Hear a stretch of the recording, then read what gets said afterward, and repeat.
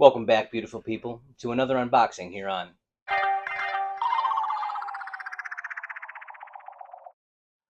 on today's episode of Trade the Terrible Collector. We are going to be continuing with the Iron Man Series 3 lineup.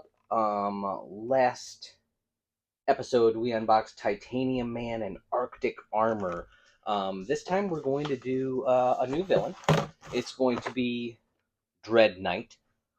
And Dread Knight is, I have no idea. I have no idea who Dread Knight is. I've never seen him in anything other than the Iron Man cartoon.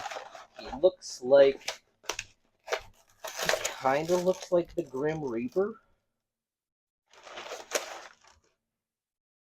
A little bit. But it's not him. He is skull-faced with like some wings. Another villain with a cape, which is just so wild to me that they went fully into like all of these Iron Man villains having capes. He's also got like a crotch panel on the front and back, but strangely those are connected and he can actually use his legs, which is really neat. I think Dread Knight in the cartoon was always shown riding like a robotic horse, which would be kind of cool if this was something that was available for him, but I don't believe it is. He does come with his cape just kind of hangs on him, but it looks really, really sharp. As far as his shield goes, just pins into the side of his arm, which is pretty neat. And then he's got this dope lance, which doesn't come.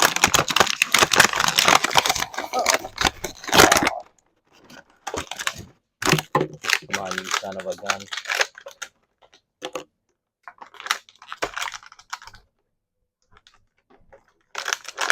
Cool. So his lance. Oh, interesting.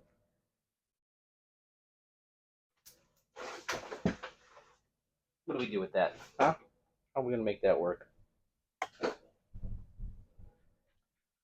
Pull on handle and release to fire. But that can't possibly work while it's in his hand.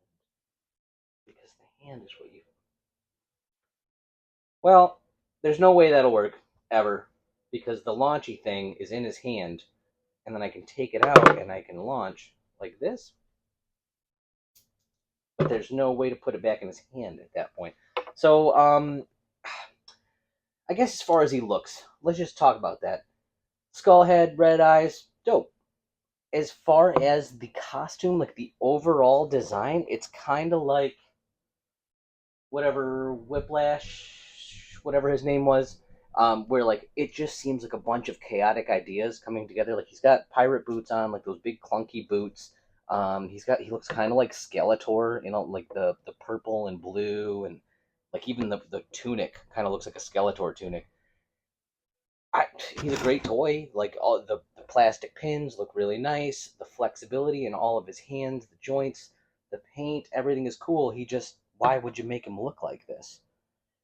I don't know. But like all the villains in this series, pretty well done. Realistically, so far the worst villain in this series has probably been the Mandarin. The rest of them are all pretty great. Our next toy is going to be Tony Stark in quick change armor. So we start with Tony Stark, not wanting to stand up. We start with Tony Stark in like a pre-armor suit, like. And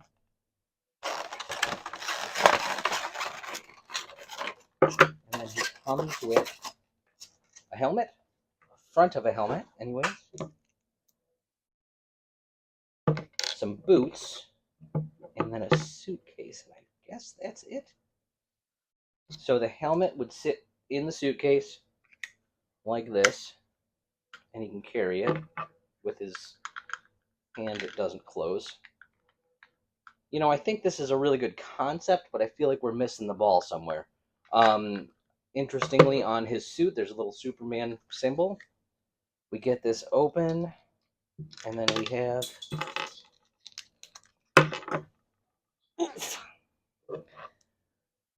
clip-on helmet, and a couple of clip-on booties. Um, in and of itself, this is not enough. This is not enough of a toy for me, but there is the added bonus of the fact that this whole line has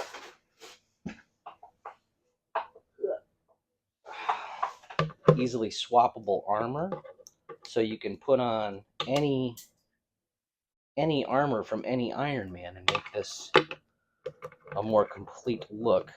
I will say that no matter what you do, the neck is always going to be exposed, so you have the fleshy neck here, and the back of his head is always going to look like the back of his head.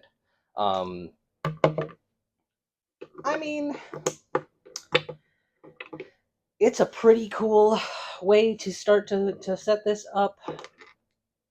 He doesn't look finished. I guess that's what I would say. He needs like 2 or 3 more pieces to look finished. If they clipped on the helmet on the back, or even just had any chest piece, it would look a little bit better, I think. But as far as just having a Tony Stark figure, you take this off, he's pretty good looking. Good looking sculpt on the face. Um, all of the details are all pretty nice overall. He just does seem a little I'll call him half-assed when compared to the other figures in the series, and that's because, I mean, all the rest of them, they've got the big feet so they don't fall over. They've got all of the accessories, and everything feels like it fits. This one just feels half done. But we'll move on in the series. Dread Knight's pretty neat, and we'll just keep going. Thanks for tuning in, guys. I super appreciate having you as always. Remember to like and subscribe, and tell your grandma. She might think that this is pretty neat. Y'all have been wonderful, and I have been terrible. We'll see you again soon.